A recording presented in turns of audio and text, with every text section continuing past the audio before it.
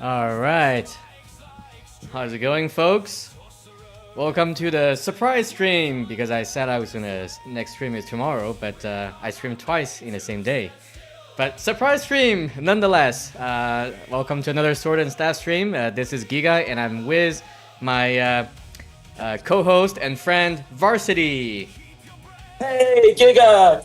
Congratulations, it's day 2 of season 2!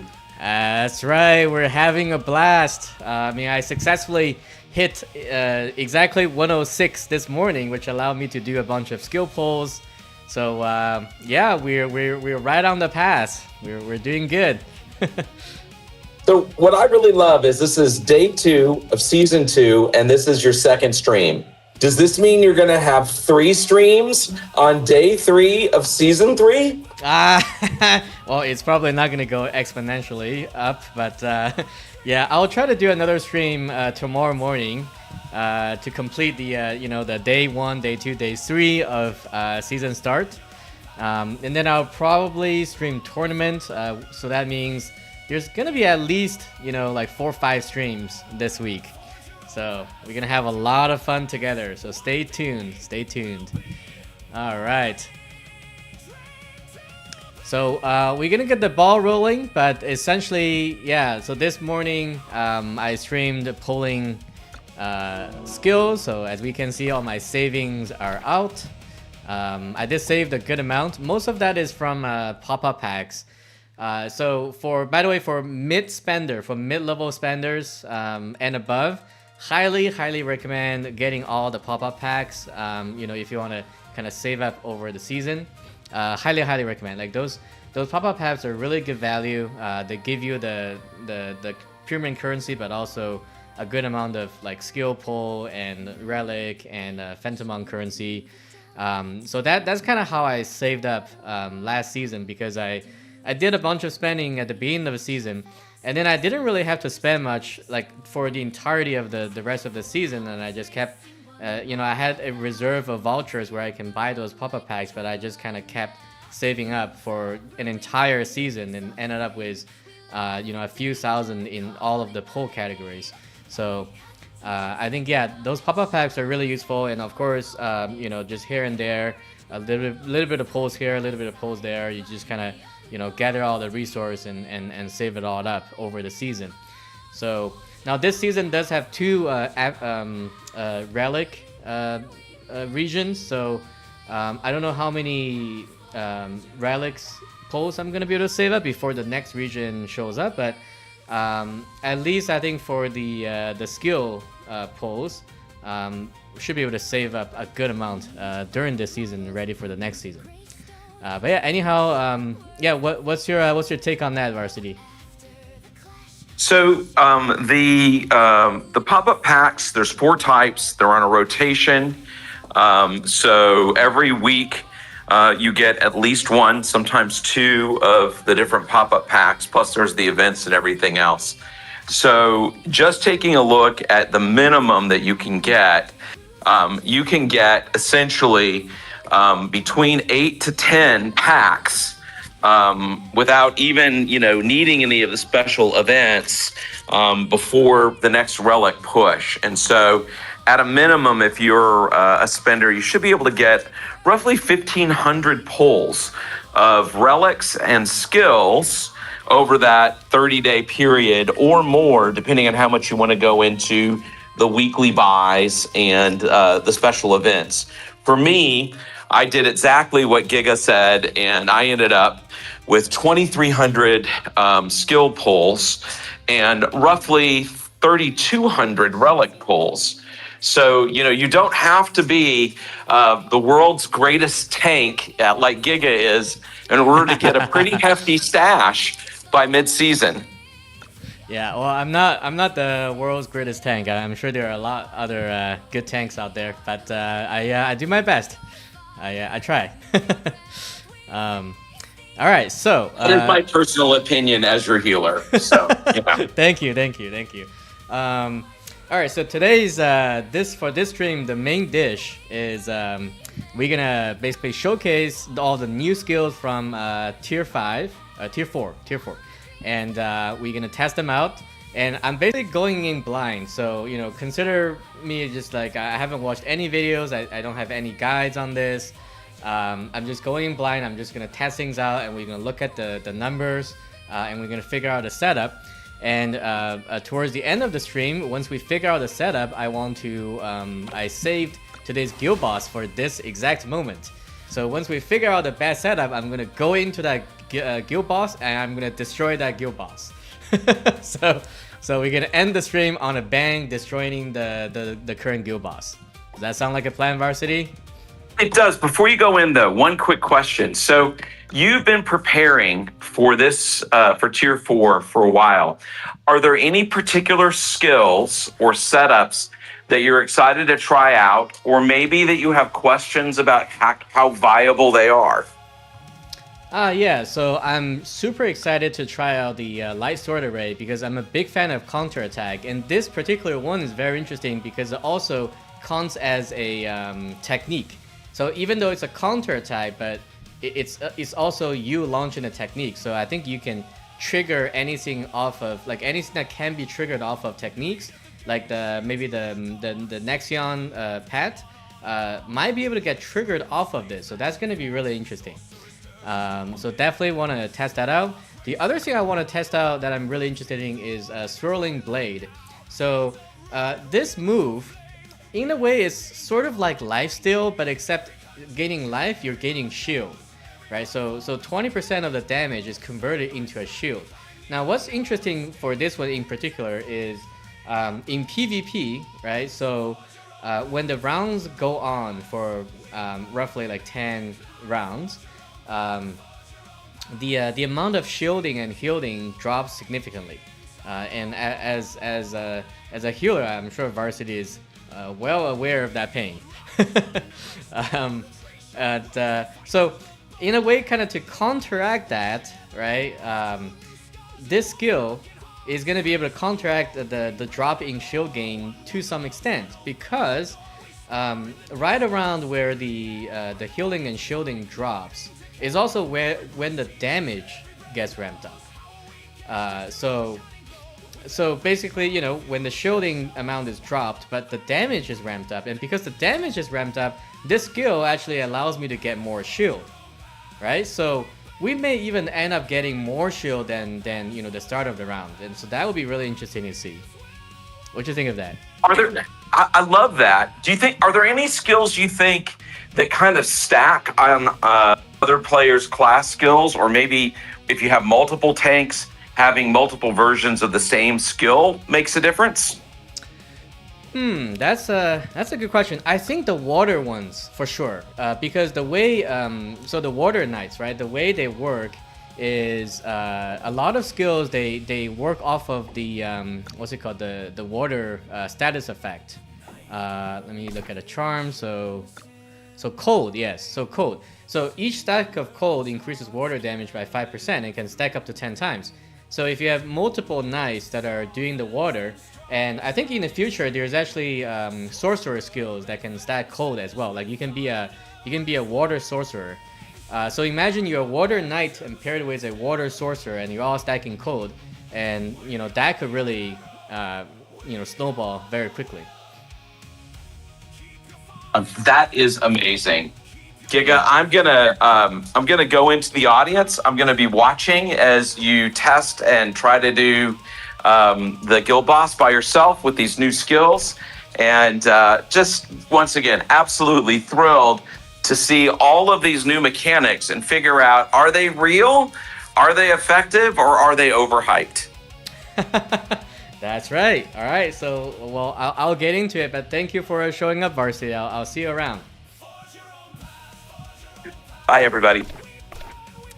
Okay. So I have about an hour and a half for this stream, because I do have to work on something else in an hour and a half. But we'll get the ball rolling. I think I can get most of this done within an hour and a half. So let's hit it. Okay, so we'll be using mostly the dummy for the test. We'll test against single enemy, against a group of enemy, as the two primary attacks. So it's going to be boss and the monster group 2. So we will test against a single enemy first. We'll do 10 rounds. Monster HP unlimited, monster damage extremely low. So let's start with the damage test. Let's maybe put it on champion 5. And yeah, I might go to 30 just for more consistency, but we'll start with 10 just so we can get the ball rolling a little bit faster. Okay, we'll use our testing set. Alright, so for this test, first I just want to see if Nexion can trigger off of Light Sword Array. So let's remove some of these. And we just put Light Sword Array just as a basic test. And we can remove some of these as well.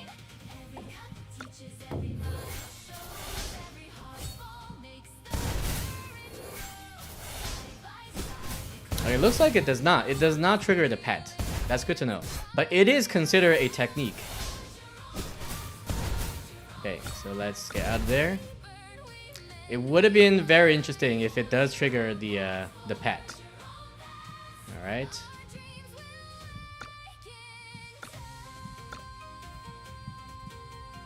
Okay, so now let's test out a few offensive skills.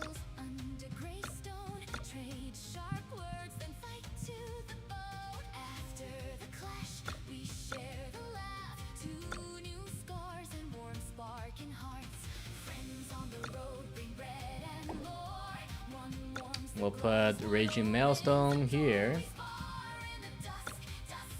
Seismic Tide here. Okay.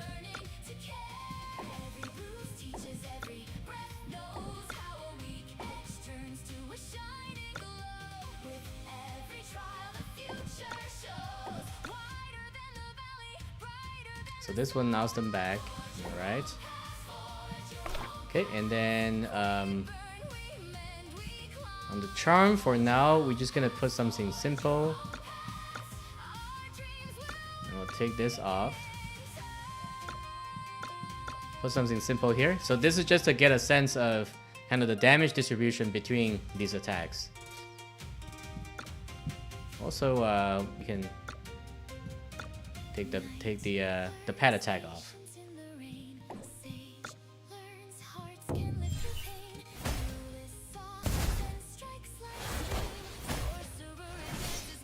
Oh wow, that's a cool attack. 3 hits.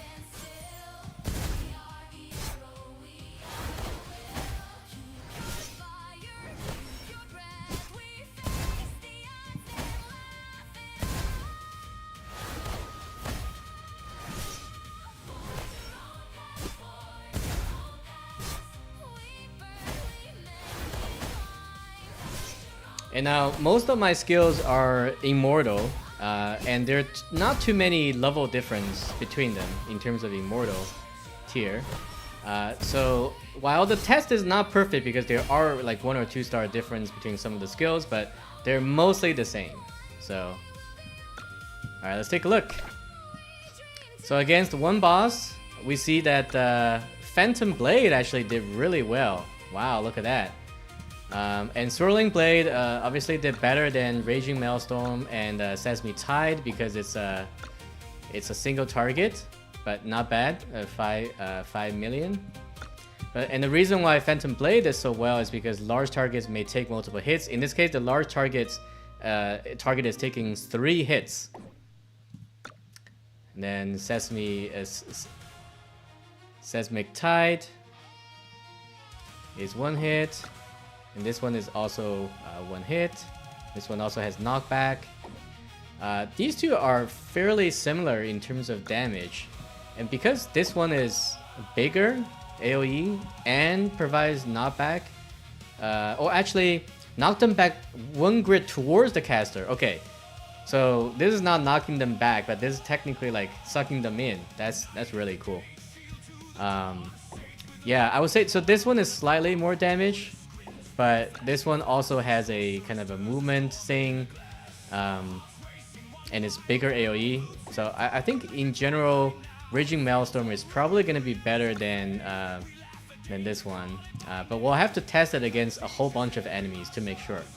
Yeah, but also this one is no cooldown, so every turn you're able to use this, right? But this one has a 1 turn cooldown, which isn't bad, but you're not using that every turn. Okay, cool. Now I'm just gonna retest it real quick with a with 30 rounds, just so we verify the result. Hey, Varsity's in the chat now. I think he's having some dinner. Let's see here.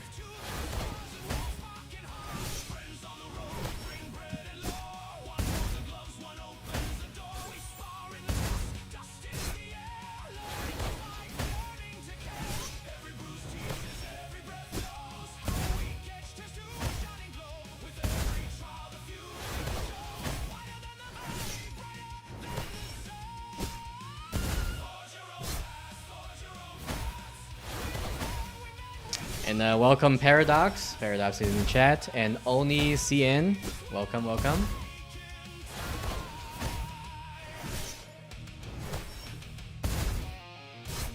But yeah, these 4 I have right now are kind of the main techniques, the new techniques. There's some other ones, but like one of them is the counter, the sword array. But these 4 are the new main ones.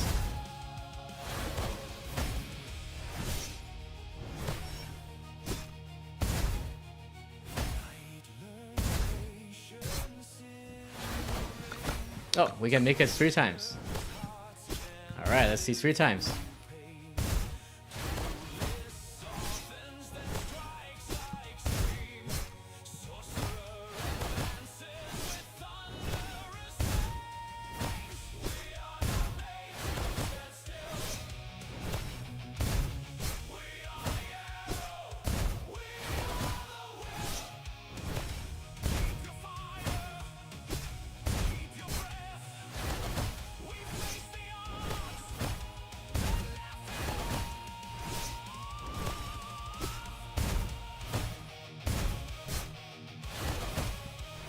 Okay, let's look at the result of 30 rounds.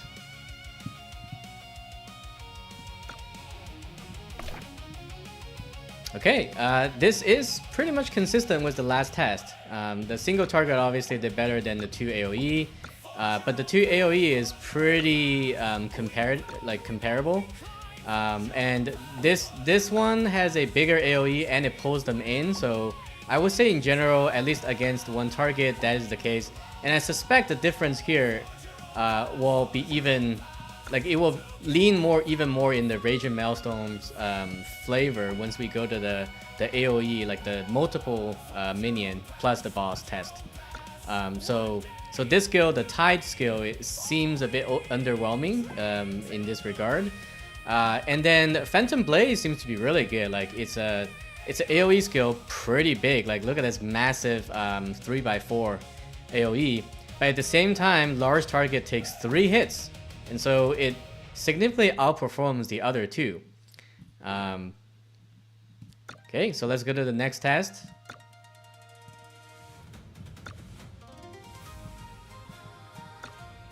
Let me see if there's any new technique that I missed aside from the taunt and the light sword array. I think these 4 are the new techniques, because there's 6 total, right? Correct me if I'm wrong for those of you in the chat, but I think there are 6 total, and so it's 4 and then these 2. But Hamper Strike is not there for damage, but we can certainly test that out as well. So we're gonna go ahead and remove the Tide skill and put in the new taunt skill. So this one does light damage. The original, I think, did physical. Yeah, physical. So this one does light damage and is much stronger. The original is 1 turn CD. Damage is 74. This one is 1 turn CD, damage at 210%. Yeah, much stronger. But the downside is this one is bigger. It's all around you. And it casts once before the battle starts. So he kind of rushes in and you taunt them. This one is much smaller, and it's kind of like a magic, like you drop a thing in a certain area, and it's not, it doesn't have the do this before turn starts, right? So you're gonna start with 1 turn cooldown. But the cool thing about this is if you combine Hamper Strike with Heart of Challenge and with Panda, once we get Panda, then Knight will be able to have a 0 gap taunting setup.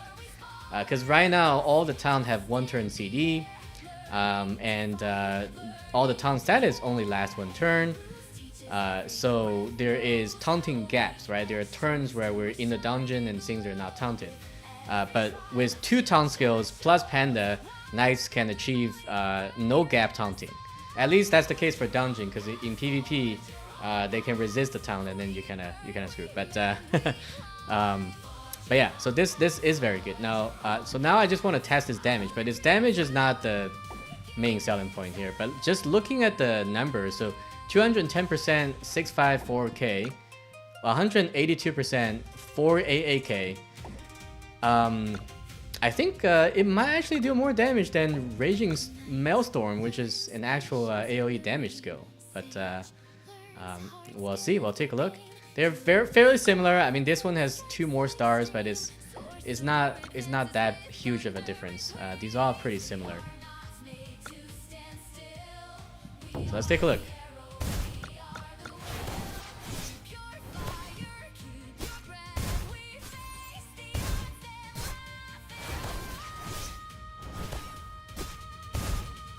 Yeah, so for this one, you also don't really move. You kind of just drop the taunt on them instead of the original taunt. You move in and you taunt. This one, you kind of just drop. It's like you're casting a meteor. Let me see if I can skip this and still get the result. Ah, yes, that's great.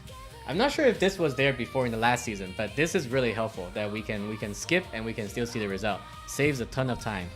Okay, so all right, so this one actually it did more damage than the Raging Maelstrom. So at least against one boss, if you want to put up a AoE skill, the AoE taunt actually does more damage than the AoE water skill. Okay, the other ones are still consistent. This is about 2.5, 2.6 more than the other 2. All right, so now the thing I want to test is if we put on actual water passive that helps with water skills, right? So we are going to put these back. Okay, so we got the Tide, we got the Maelstrom, and we're gonna look through our charm. So this one, when enemy ends their turn within inflict 1 stack of cold. Now, cold increases water damage. So each stack of cold increases water damage by 5% up to 10 times. So it maxes out at 50%, which is quite strong. And if you have multiple knights with this kind of aura or water skill, it's gonna be good damage. So we're gonna put on a bunch of these. Okay, and all right, yeah. So that was the frigid aura, and then this one frigid glint. So it gives you more water affinity. And then each time the water caster's technique deals water to an enemy, there is a 100% base chance to inflict 1 stack of cold. So this allows our water technique to inflict cold, and then this one also inflicts cold if they end their turn near you. And there's more. This one just says if the shield is broken, deals some water damage and inflicts cold. I don't think this one's gonna be super helpful, but we can certainly test it out. But this was from the last season. This was there. I'm just collecting all the water passive right now, just to make sure we have those. Let's see here. Yeah, I think that's pretty much it. Okay. We will keep the eye on for some extra crit. Okay, and then here we're going to, you know what, let's keep these skills for now. And then we can put in this one. This is from the previous season. We can put in this one as a comparison. But I'm really interested in comparing these two with Phantom Blade. Because remember, Phantom Blade was doing 2.5 times more damage. But I wonder if that's still going to be the case once we put on these water charms. So let's give it a go. Let's see what it looks like first. Okay, we can see here on the boss, this cold stack is stacking up. Let's see if it can actually reach 10. And looks like it does. Look at that. It does indeed reach 10 and maintains 10. I'm not 100% certain on the logic of the cold wearing off, but I think how it works is it lasts 2 turns. But if you apply another stack of cold before it goes away, the duration stacks. That's the only reasonable explanation in my mind that explains why the cold can actually stack up to 10. Because if that's not the case, if the duration doesn't get refreshed, then each stack of cold should basically go away after 2 turns, and then you should never be able to actually reach 10 because because essentially every other turn, right? You're applying cold. You're not applying cold that fast. Okay, so we are able to get a boss to 10 stacks, so that is 50% more damage on all the water skills, with additional water affinity, right? Because we did equip the water affinity skill. Yeah, Varsity mentioned that the mechanics are similar to erosion, where every 3 turns, if you put another erosion, refreshes their duration. Yes, I think that does make sense to me.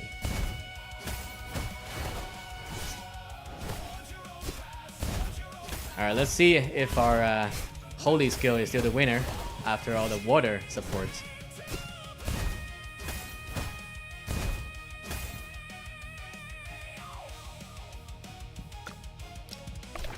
Boom. Oh wow.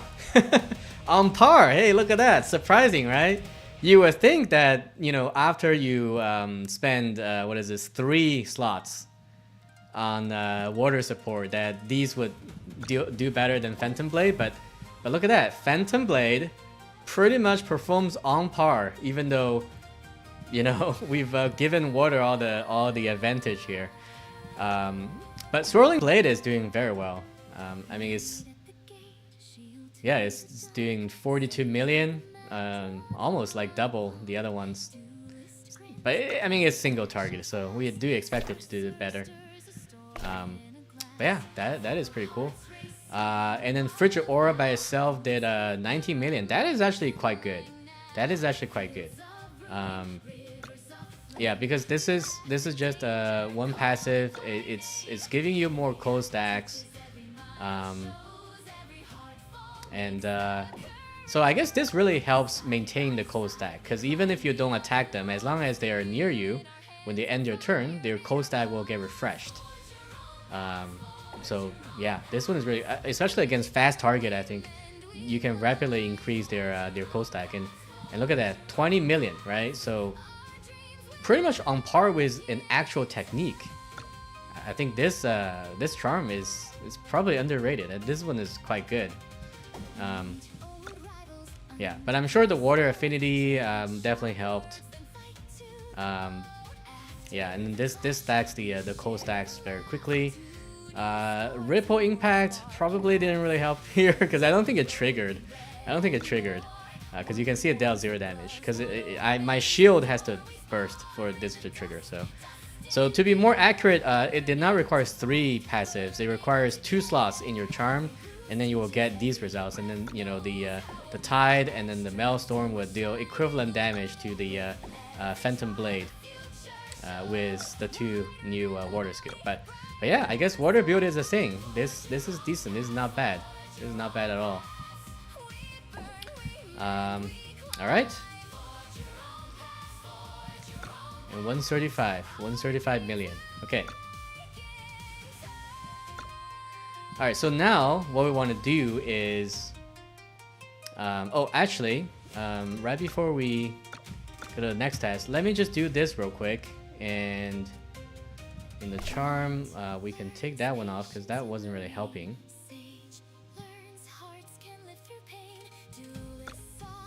We'll put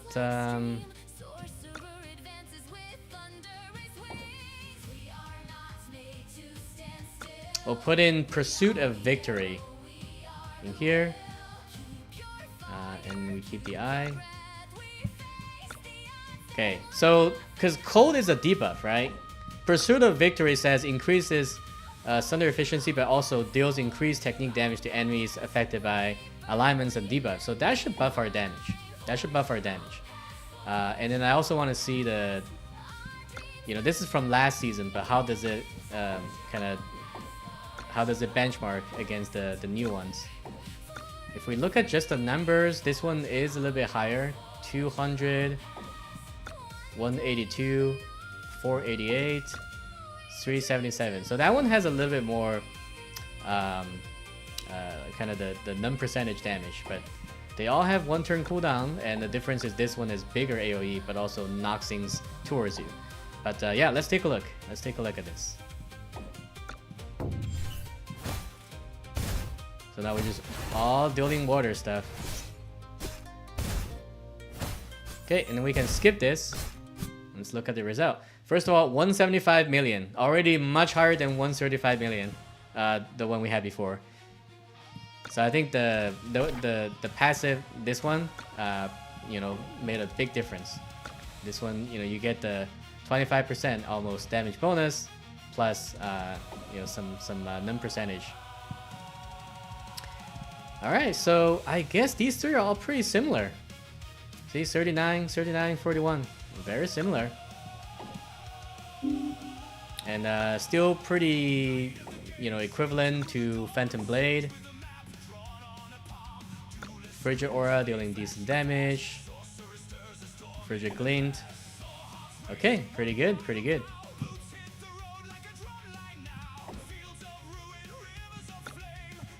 Alright, but now we want to do a AoE test.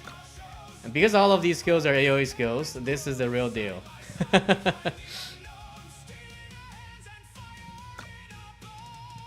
So we're gonna go in with this. And let's see, let's put this one first so that we pull them in, right? And then we do this, and then we do this. Okay, let's give that a go.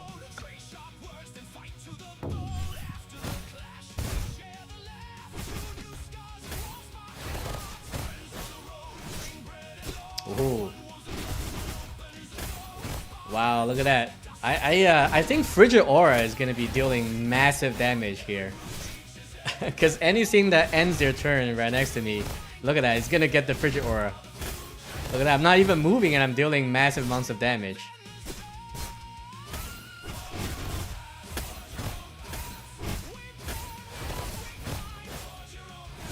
Wow, it's really cool to even just to look at.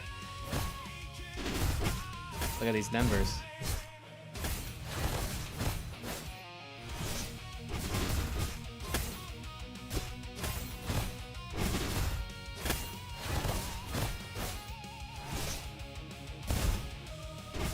Okay, so let's skip this. 1.89 billion. Wow. Huge damage. Almost 2 billion. Oh! Look at this. What is this? Raging Maelstrom. Taking the crown. Both performing pretty much the best in against one target, and almost 2-to-1. Almost like 2-to-1 compared to this last season skill.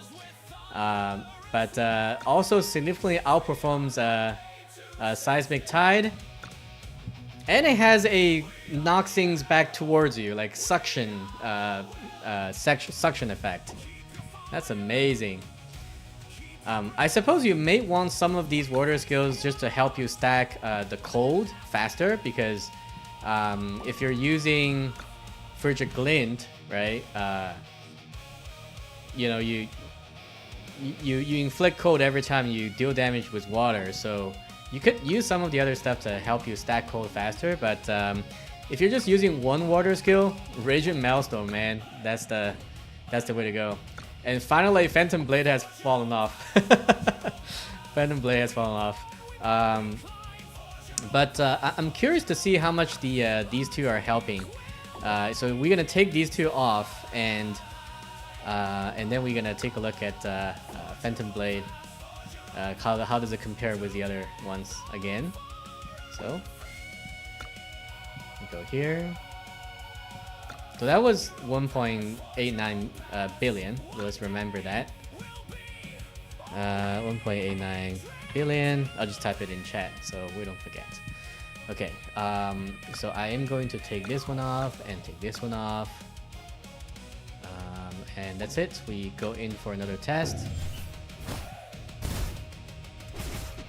So it doesn't look as cool because they're not getting damaged just by ending their turn right next to me. So we're just gonna skip this. Oh, folks, 562 million. Wow. No water charms. So that's like a 1 to 4 difference, folks. Right? We did like 4 times, almost 4 times as much damage by putting in those 2 charms. Oh, whoops. I didn't look at the data. We have to go in again and we'll start and we'll just skip. There we go. Yeah, pretty consistent. 556 million. Then if we look at the skill report. Okay.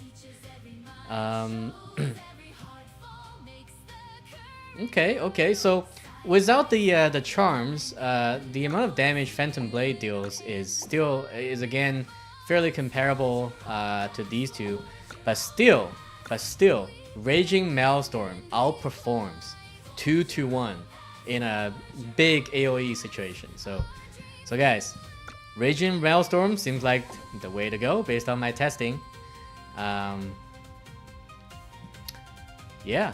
Oh, also, I guess in the last report, I did not take a look at how much damage the Frigid Aura actually did. So, I mean, it was probably there on the stream, but I missed it. So let's go back and quickly put those on and do a quick test. So put these back on. Start battle. And then we can skip. And we can look at, yeah, look at that, 1.94 billion.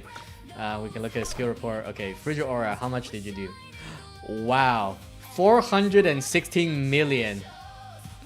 416 million. Frigid Aura alone.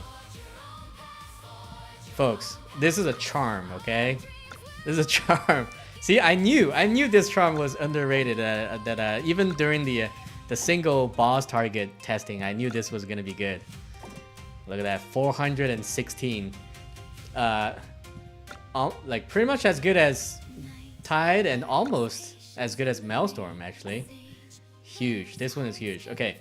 Now, I also want to see how much water affinity is helping here. So we're gonna take off Frigid Glint and see the difference.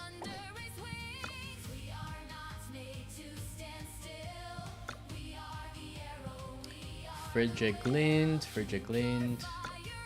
off. Okay, test. Skip. 1.1 billion. Okay, that slashed our damage by half. So, yeah, so that one definitely does help. That one definitely does help. And also, I noticed before that the Phantom Blade was causing a little bit of kind of movement right at the end. So we can, for the next test, we can take that off just to make a pure water build. So the water affinity does definitely help. I think it's the water affinity, but also that charm basically says every time you hit people with a water skill, it stacks. It stacks the cold. So I think that helps with faster cold stack. Okay, so that was 1.1 billion. All right, we can take this off. Actually, let me just do this test real quick. Was that off? And no water affinity. Skip. I love skipping. Makes the test goes a lot faster. Okay. All right, so that's That's 1.17, similar, okay. That's what it looks like, all pretty similar, okay. But again, Frigid Aura is still like almost equivalent to a technique as a charm. It's amazing. Okay, retest. Alright, so now we want to... we're gonna take off Frigid Aura, but hold on. Frigid Glint. Start battle. Skip. 1.69. Alright. 1.69 billion.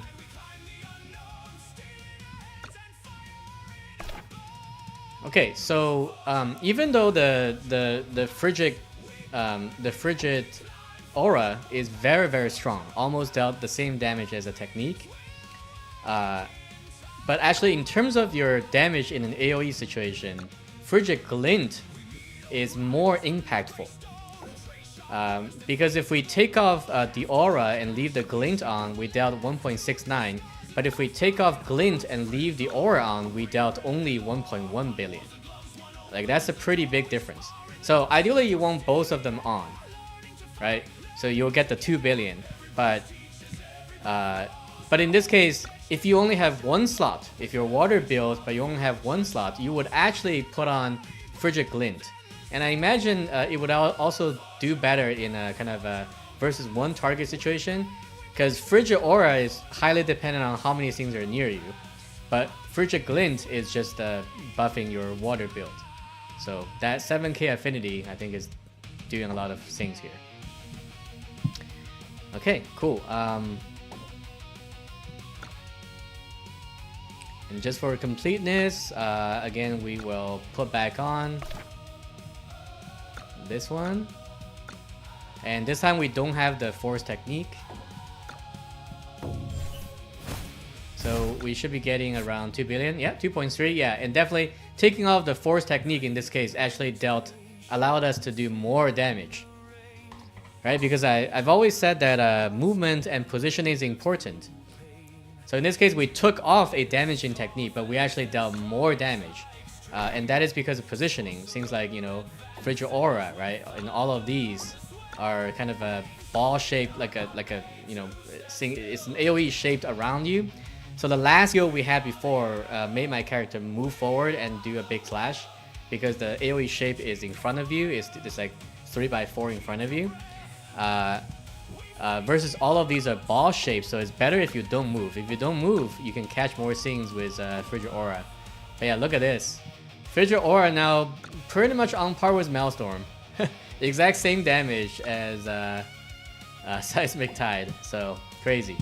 Alright, so if you want to have an AoE build, I think this is the way to go. This is going to be pretty cool.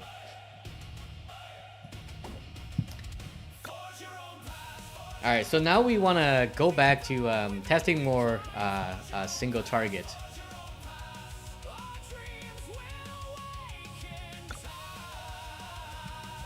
Actually, before we do that, let me see if there's any DPS charm that we want to benchmark against. Let's see. Physical Mastery is not going to help here. Counterblade, attack.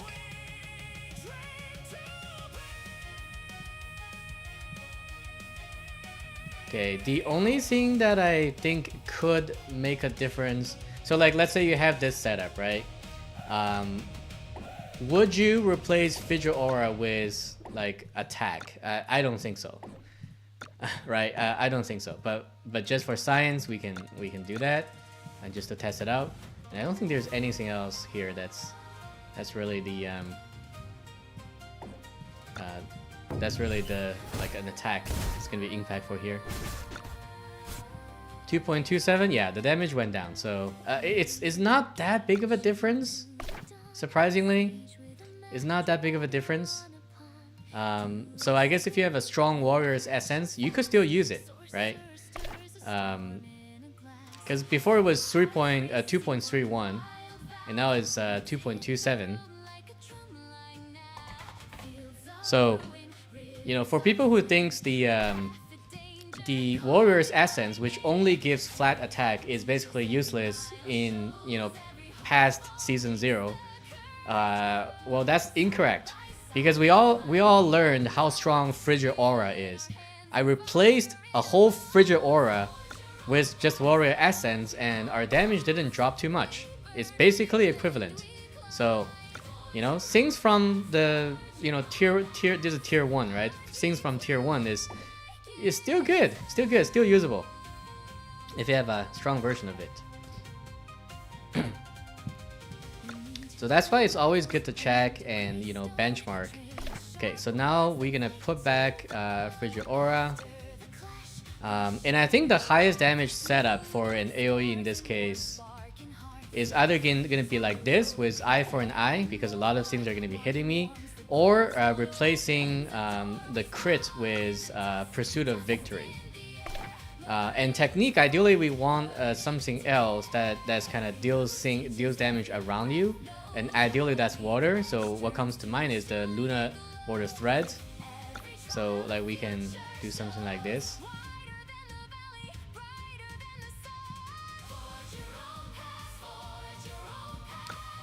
Yeah, either that or I think Valor Surge is gonna also help more potentially. So we'll give that a test.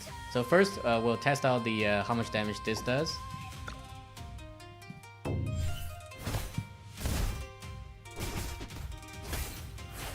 I just want to look at what it looks like. Ooh, yeah, pretty cool. Pretty cool. Look at all these damage popping up. I love it. Like water build is pretty fun. Look at these. Wow. That is amazing.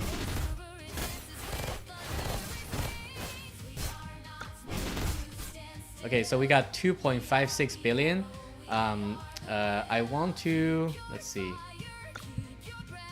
So that was 2.56 billion. Just keeping note so I don't forget. All right, now let's add Valor.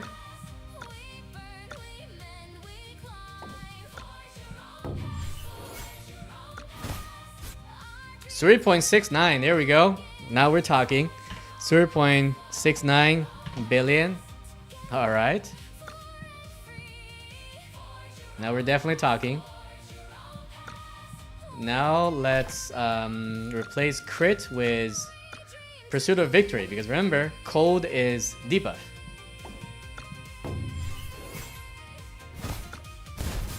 $4.21, there we go. Now we've broken 4 billion. Now we've broken 4 billion on the Champion 5 test dummy. Here we go. Power rising. Well, power not rising, but knowledge rising. Knowledge rising. Okay, but we always need to verify. So now we're going to replace Counterblade with crit. 0.37. So that went down by a lot. Yeah, so Counterblade definitely better here for AoE situation. Let's see. Where's Counterblade? Counterblade. Okay. All right. I think that's pretty much it for how much we could do. Unless Warrior's Essence is actually better than like one of these.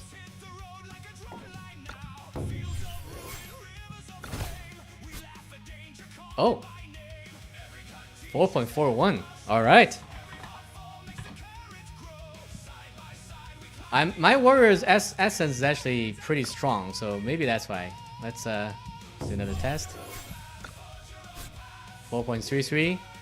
Yeah, it's pretty good. Let me see here. So if we're going with Warrior's Essence,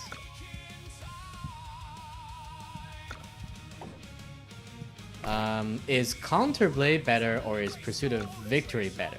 Let's verify. 4.02. Okay, let's do it again. It looks like Counterblade is still better in this situation. I mean, eye for an eye. Eye for an eye.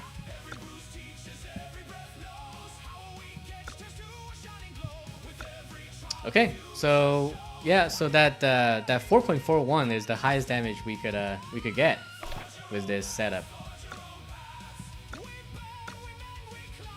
Although normally in a dungeon, you probably wouldn't have that many enemies attack you, but in the ascend, right? In the Phantom Ascend, I think this setup could make a lot of sense. So because you have a lot of enemies trying to hit you. So speaking of which, I'm just gonna go ahead and kick off a Phantom run to see how far we can get with that.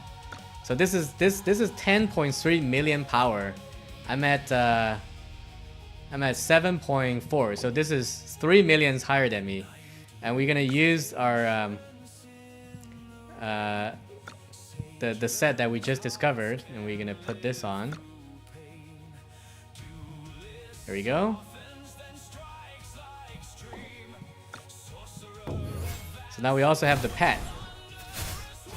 Oh yes. Oh yes. Oh yes, look at that. Oh, the damage, the AoE.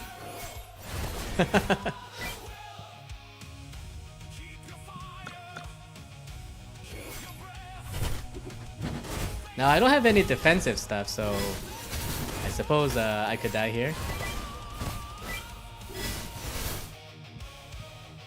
But yeah, if you want to add a little bit of defensive stuff, then all we need is, since we're going with water, like we could put in the Guardian Ring, and we replace this one.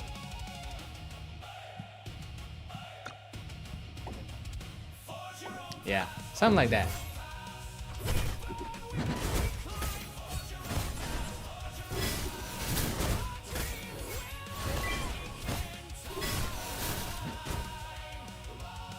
Still not quite enough, but this is 3 million stronger than me, so but yeah, anyhow, so but this I can definitely beat. It's just like you need to add some stuff here, like let's see here, where's my, yeah, against like more block, right, more block, stuff like this.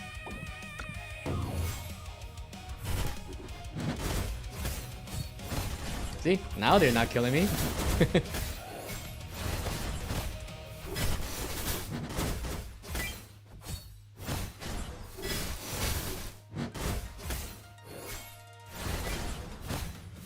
Water Knight, everyone. How's that look? Water Knight.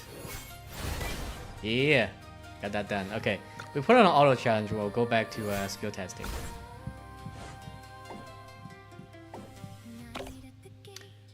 Okay, so now let's figure out our single target.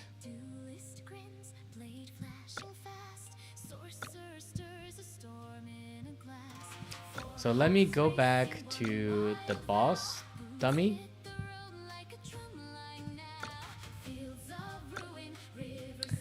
Okay, so for single target, and also let me go back to here. So for single target, what we learned before is that this dealt decent amount of damage, and this surprisingly dealt decent amount of damage. And we do also want to test the light sword array. And then we want to benchmark with, of course, the star shattering slash as the benchmark.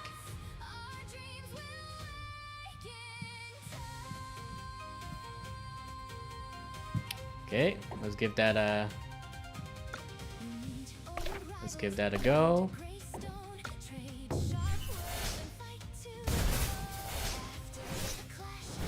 Let's see what it looks like.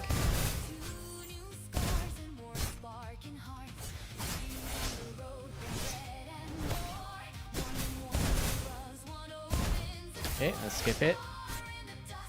Alright, so single target, we got 108 million. Look at the skill. Wow. Wow. What happened? Star Shattering Slash. Weaker than the Phantom Blade, which is an AoE skill. Look at that. And then Swirling Blade, surprisingly, is very well, but very good. But I guess it's because I have 2 water passives on. So we'll test with that taken off. Wow, that's but also yeah, Light Sword Array did a good amount of damage. I like my counter attack, so that's good.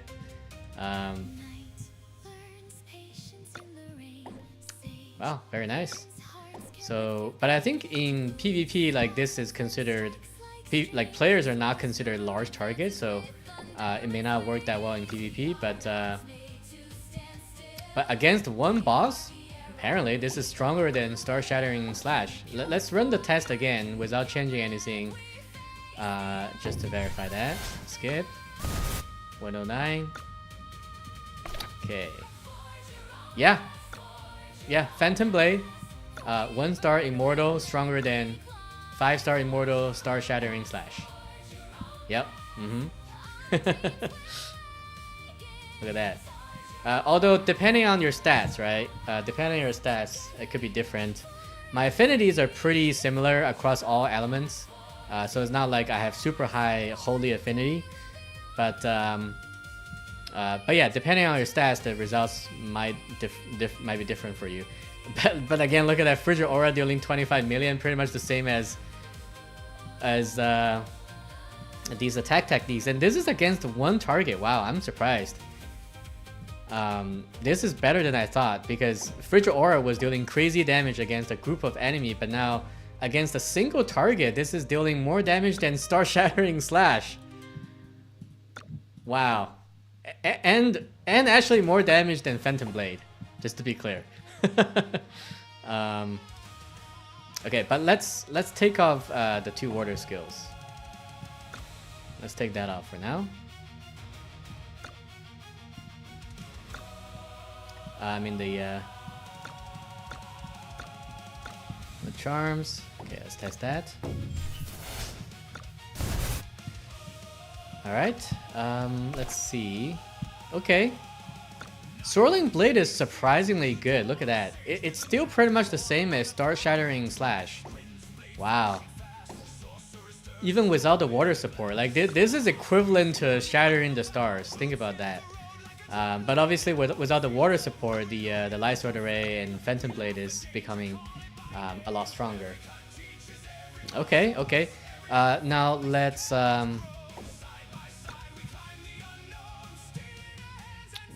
benchmark with some of our other versus boss good damage skill, such as the shield toss, right? We all know the shield toss is pretty good. Heavy impact is pretty good. So these are all like good single target. We'll give that a go.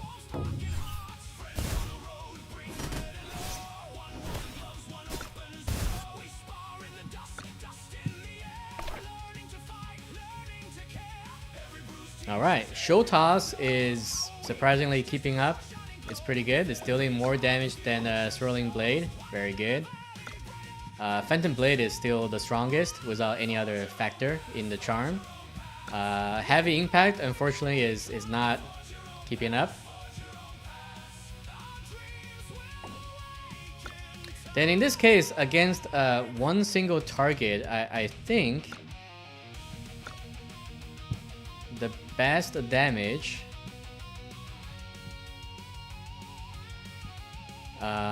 we keep the shield, we keep the Phantom Blade, we keep the Swirling Blade because it's apparently stronger than Star Shattering Strike. We put this back, and then we want to put the 2 water skill.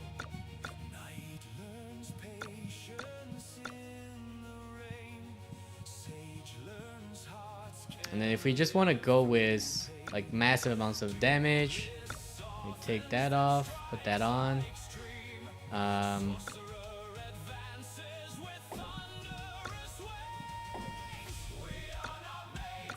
Just put Warrior's Essence for now. Okay, let's give this a test.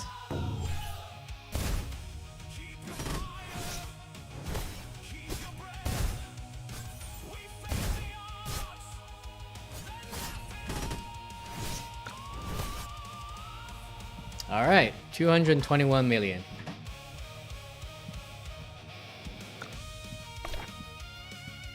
Yeah, again, Swirling Blade in this case with the water support. So without water support is equivalent to Star Shattering Slash, but with water support it significantly outperforms Star Shattering Strike, which also gets outperformed by the Shield Toss, which also gets outperformed by Phantom Blade.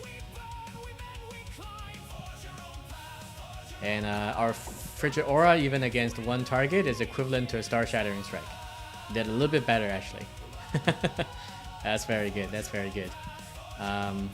Okay.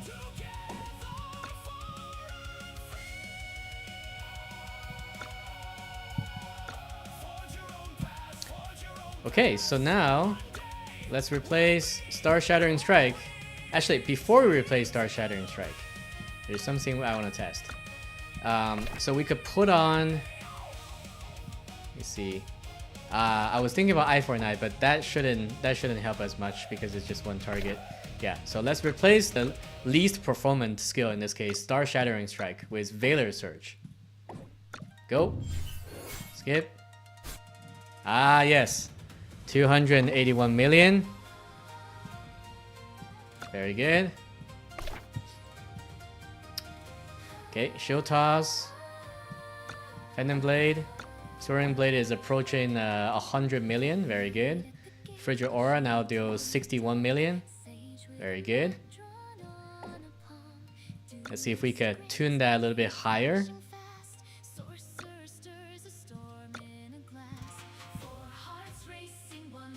So between these three, I think the Shield Toss is the weakest. I just want to know what happens if we put in Raging Maelstrom here. Just give it a shot. 287. Higher. Higher than when we had Shield Toss. Let me run the test again, just to be sure.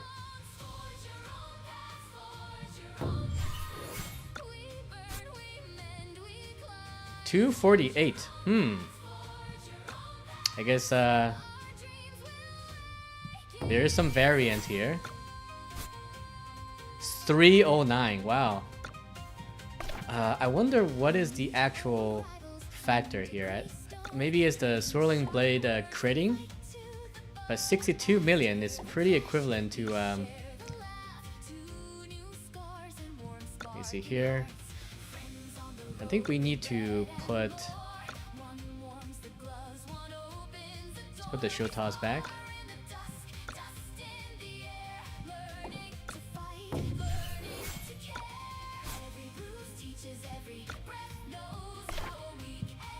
Yeah, so that AoE skill is sometimes stronger than the Shield Toss. And every once in a while, maybe there's some crits from Swirling Blade, and this does like 111. But I think also it was helping with the cold stack. Maybe there's an instance where the cold stack, the cold stack like did not continue, right? I think that was why. So let's test this again.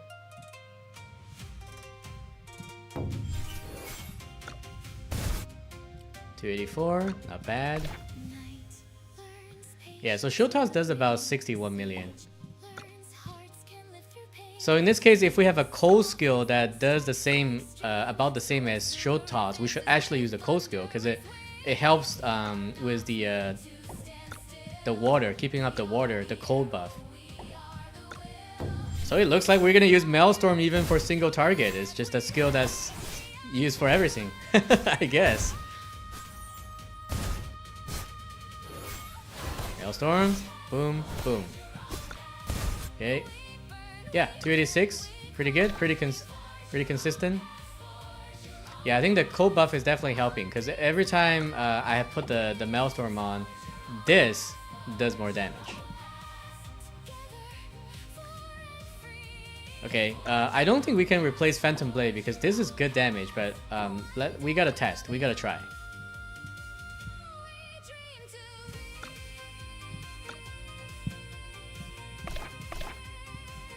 So let's put the Tide over here. Now we're using our AoE skill set for a single target.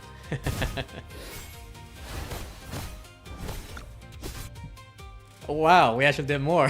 293. And it's because of cold stack, I think. See, now Swirling Blade used to do like 80 to 90, now it's doing 121. Because I put in another cold skill. Wow. Here, let me test this again.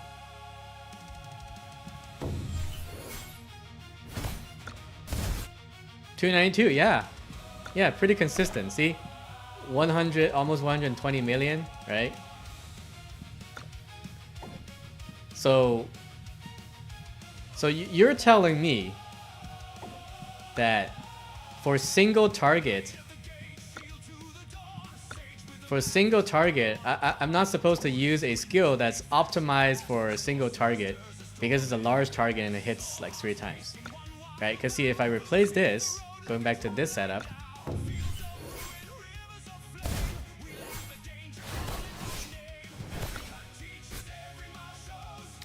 $295, still pretty good. Oh, okay. Yeah, but it's like pretty much the same because I dealt less damage with Swirling Blade, and I think if I test a few times, there are instances where maybe the cold buff didn't all the way stack to 10. Yeah, I think that's one of those cases, like only 269.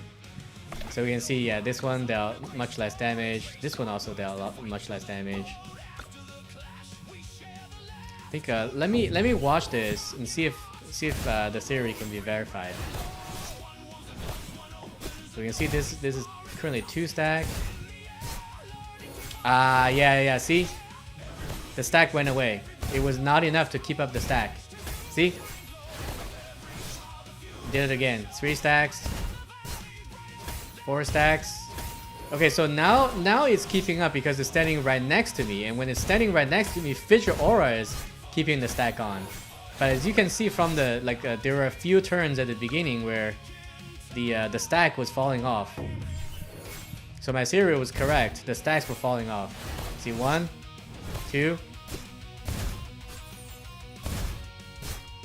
and 0. So that explains. So if you're fighting against a boss that does have a lot of like pushback, knockback, and movement, you need to put in some additional cold skill to maintain your stacks. That's what we learned.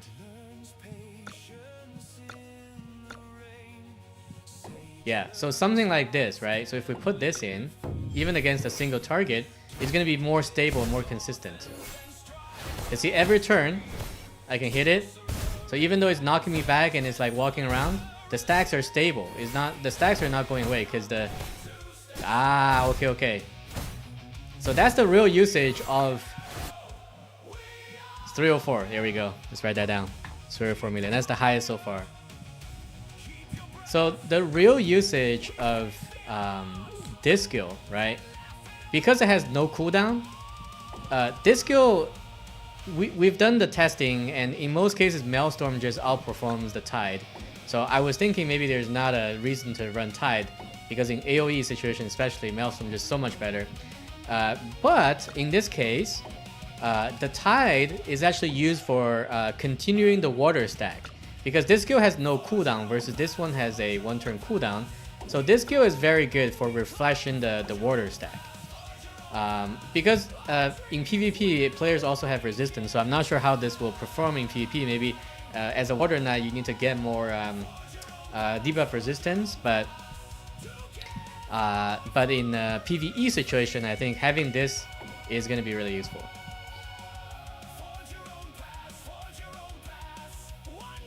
Okay, so now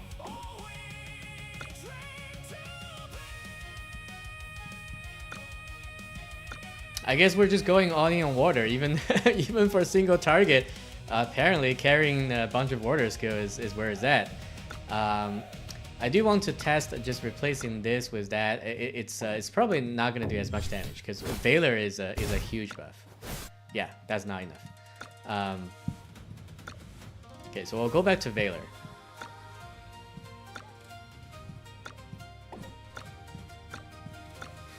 All right. So we have a water setup even for single target. And again, if we replace this with like say Star Shattering Strike, which a lot of people believe that's the best single target skill, that is not accurate. See, we went down by a lot, 251. And if we look at the report, is not actually dealing as much as the 2 AoE skills. But in this case, of course, we have the water support. But even if we don't have the water support, I think it's going to be somewhat equivalent. So if we see, if we take these two off, I think it's going to be somewhere equivalent.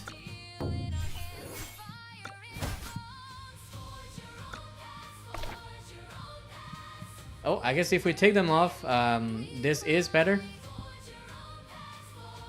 But assuming you are able to run some water passes, Star Shattering Strike gets outperformed by a lot. Let's put these back.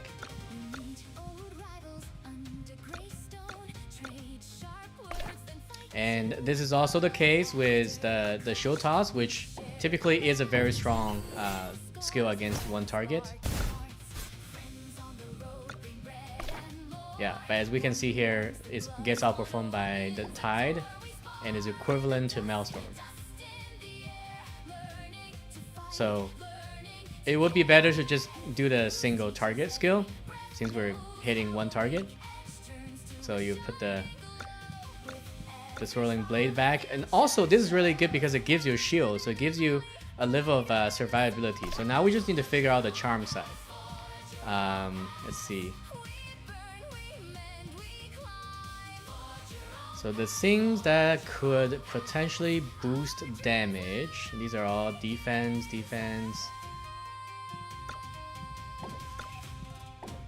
Let me actually try my Rebound. I do have a lot of defense, so let me see if nope. Nope, Rebound does much less damage than Frigid Aura, so no. Okay, but good to test, always good to test. Do not assume, do not give up the opportunity to test. Okay, so let's see. How about some more crit?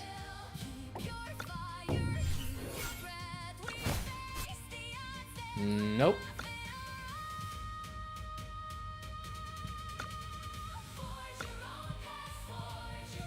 But there is one thing that could make a difference. So because we're using Swirling Blade, right? Defensive Assault gives a massive attack boost when you have a shield. And we do have a shield with Swirling Blade.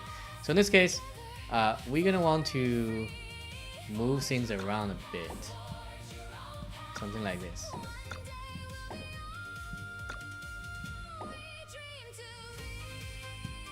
Okay.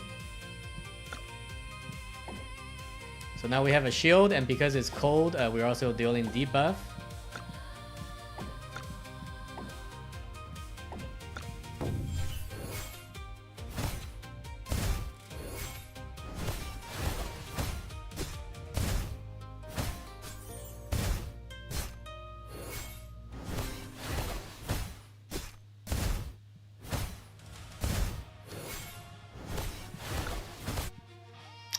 Yes. 368.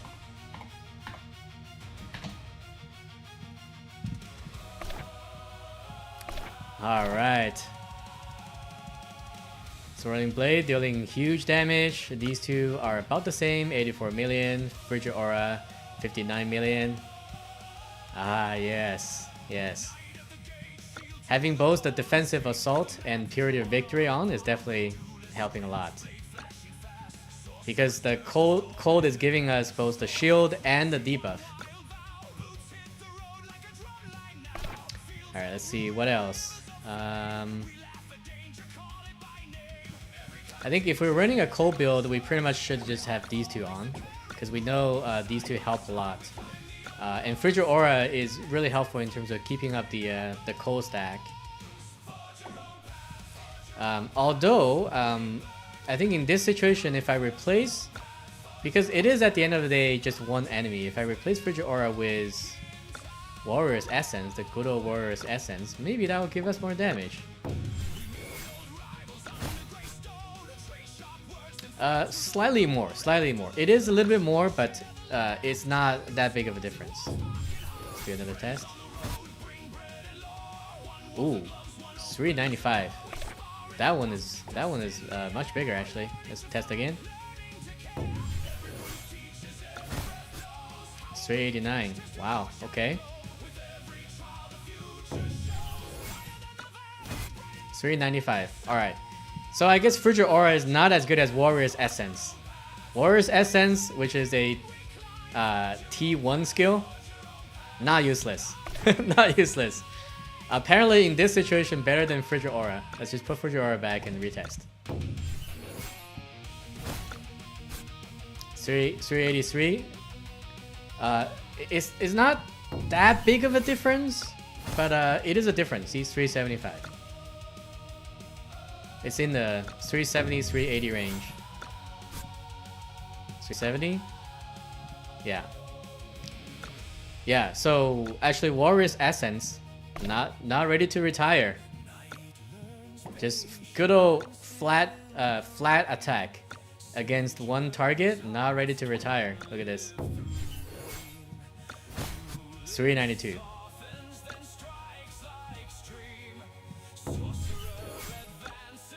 So 87. 33. So I think this is 380 to 390 range, which is 403. There we go, which is better than the Frigid Aura, which gave us 370 to 380 range. Okay, and I do want to verify with just more crit. Does that make a difference? Nope, much worse. Okay, let's put back Warrior's Essence. Not ready to retire. Okay, let's see what else. Let's replace Pursuit of Victory with crit. Nope, much less.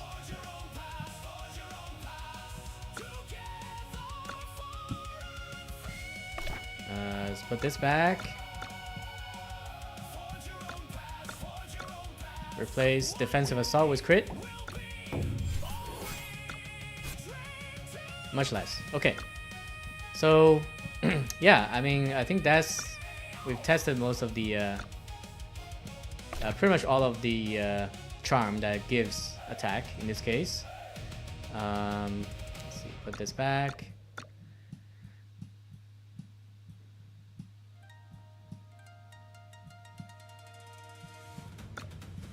I think nothing else pretty much gives attack. Unless Blade Tempest is a thing, but we can test. I don't think that's gonna give us more damage.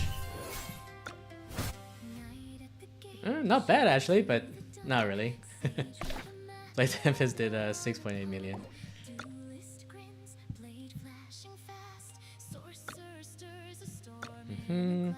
Okay.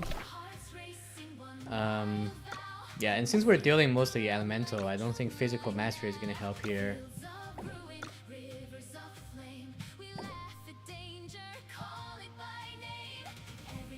And that's life steal.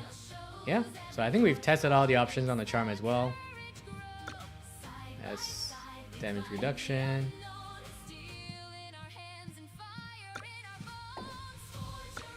Okay, the only other thing that we could test is we put on physical mastery. So a lot of people say physical mastery falls off in season 2, but let's verify. So I'm going to put back. So we know the Show Toss actually performs better than Star Shattering Slash. So we're gonna put on a Show Toss. Replace here. We keep the Tide.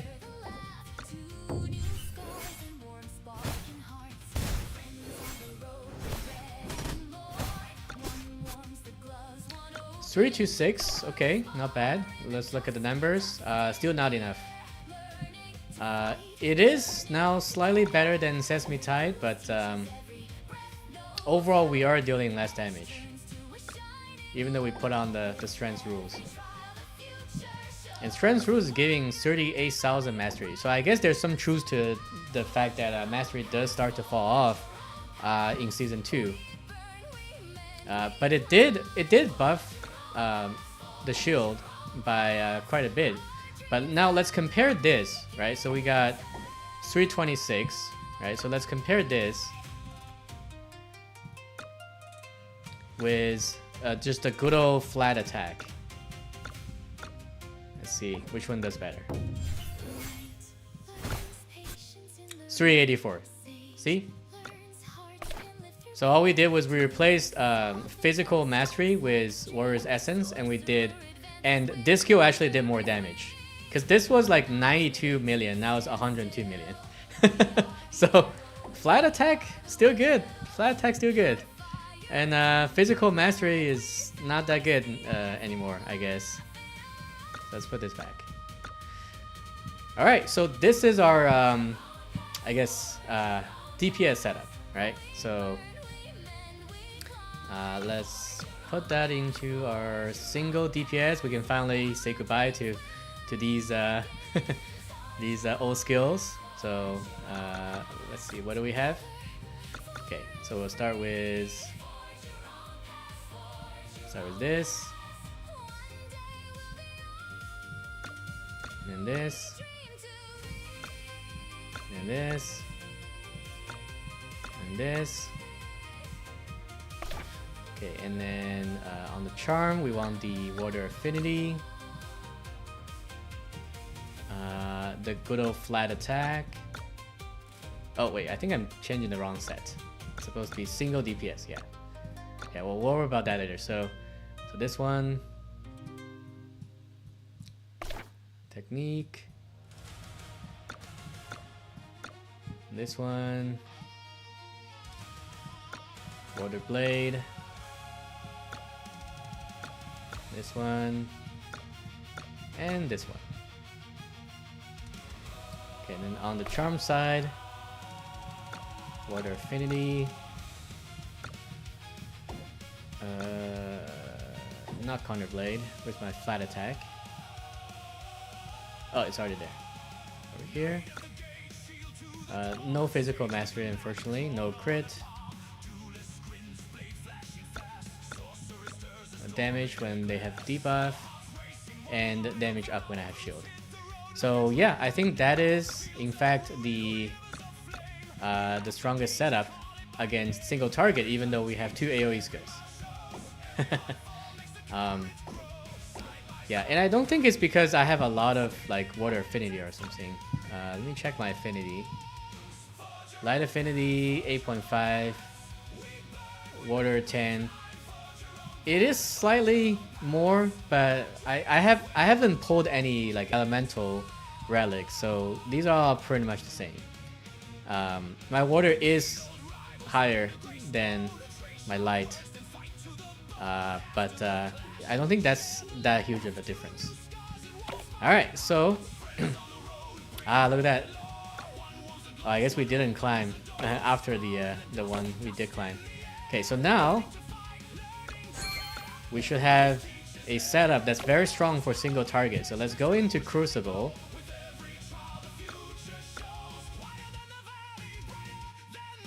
And we're gonna see how much we can do solo on this Crucible.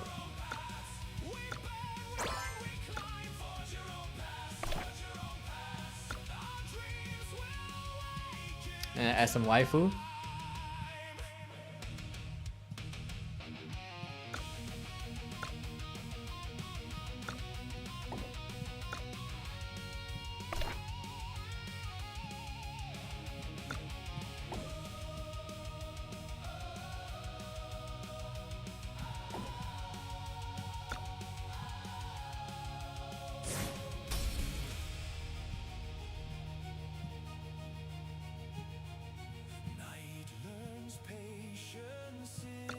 And we have the single DPS setup that we just set up.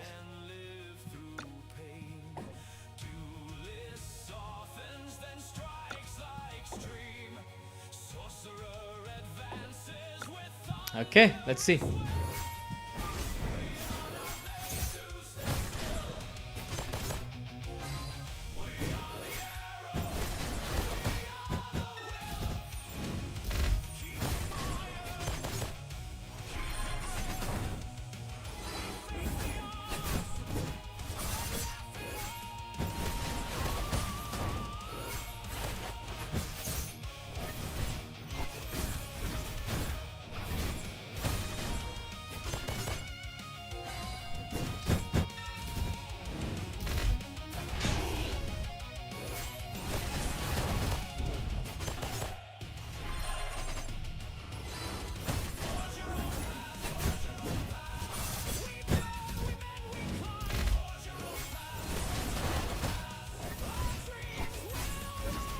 Wow, that's really good damage.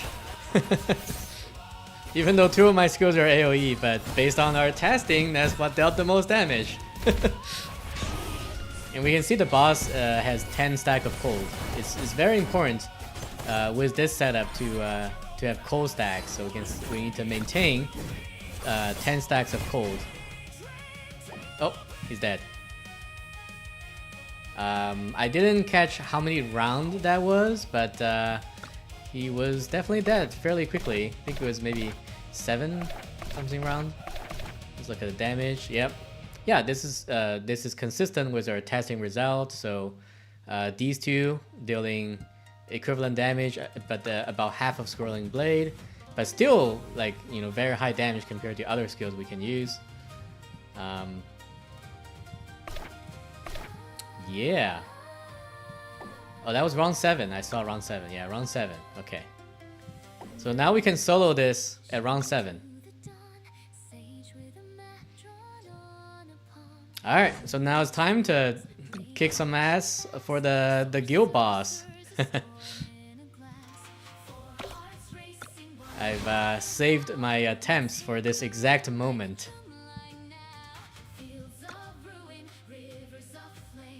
So we're gonna use the single DPS setup. I have a separate set for guild boss in case I need to like tank the boss or whatnot.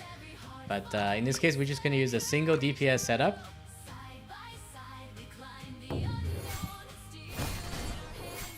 Let's see the huge damage.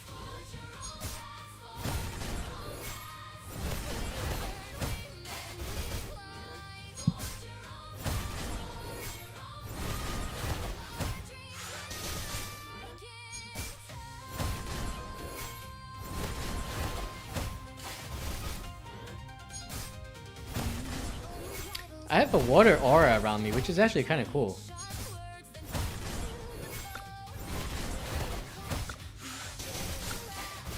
Like, see the water, the blue aura?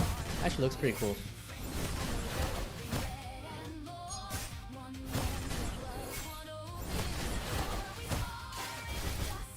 Yeah, looks like we are gonna be able to kill this boss.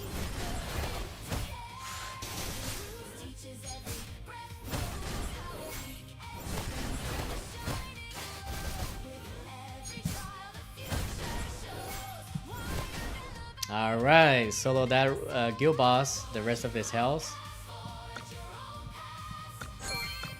Then we're gonna get onto this one and see how much damage we can do.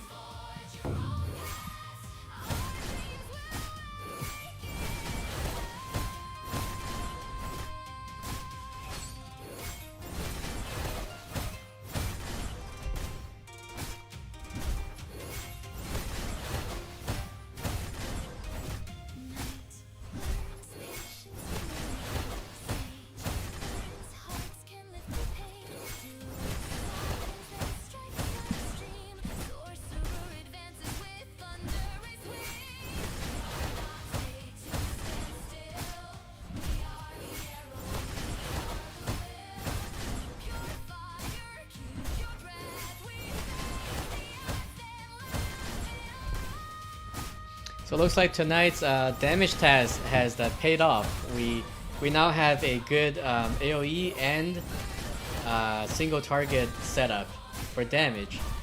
And the charm, we can just kind of swap the attack charm versus the defensive charm to tune how much defense we need. But in terms of damage, I think tonight's test is very successful. And then tomorrow morning, when I stream, I'll probably do a defensive test to test how we can get ourselves to be as tanky as we can in Season 2. So tomorrow is going to be the taunt and defensive test.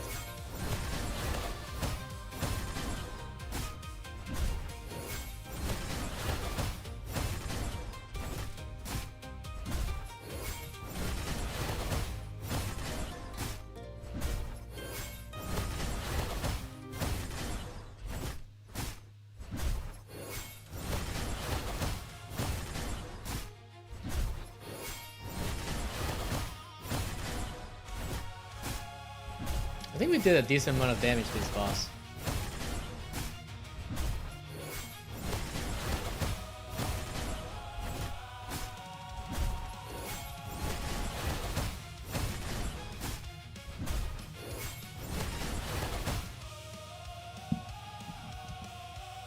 $1.25 billion. And skill report is all consistent.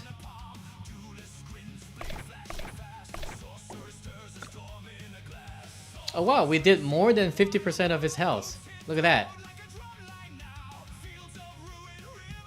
So I guess maybe for the next few days, I shouldn't necessarily joining in on the guild boss when we have like 30 people in there. Maybe I should just wait and then kind of do it kind of solo so that I can maximize the damage on the next floor. Because it does look like one of my attack can shave half of a boss health. So... but yeah, we'll see. We'll see. But I think the testing has definitely paid off, and I do like the water skill setup. They do look really cool, especially in the AOE situation where you have the both passive on the Frigid Aura. I think that looks really cool.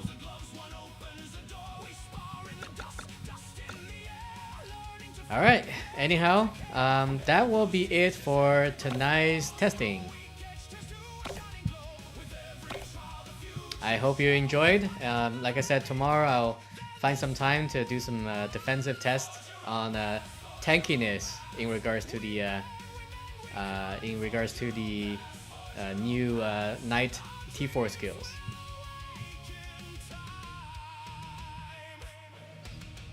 Well, I hope you guys enjoyed tonight's content. I'll most likely see you tomorrow.